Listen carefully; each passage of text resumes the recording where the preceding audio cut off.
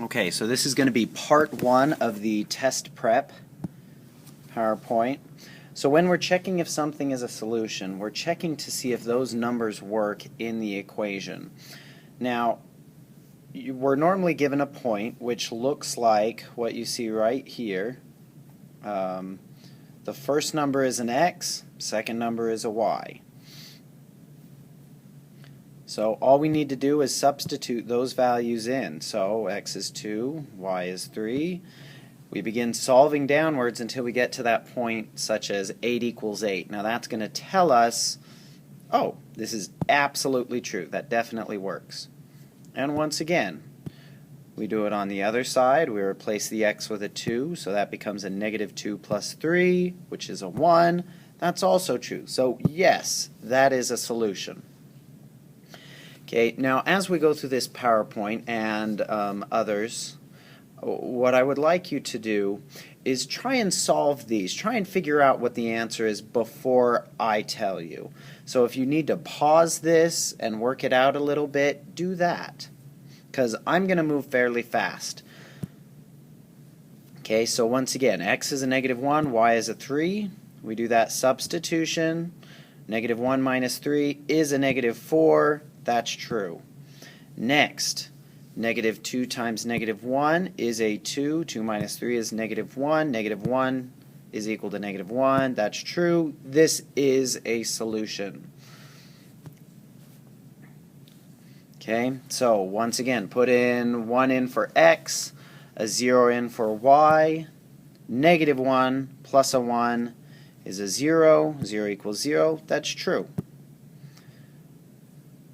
Okay, y becomes a 0, x becomes a 1, 1/2 minus a 2. This is a good place where if you're not comfortable with fractions to use a calculator, and you'll get a negative 1.5. So that's not true. 0 does not equal negative 1.5.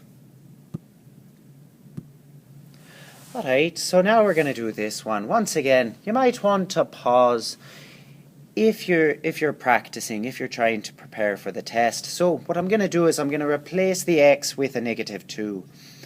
Alright, so negative 1, or 1/2 times a negative 2 is negative 1.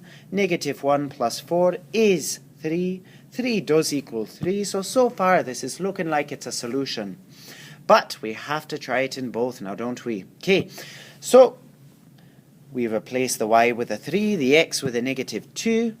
4 minus 1 is a 3. This is also true. So that's a solution.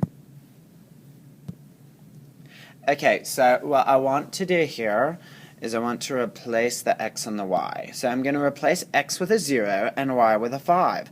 Now, negative 3/2 times 0 is like way easy because anything times 0 is 0.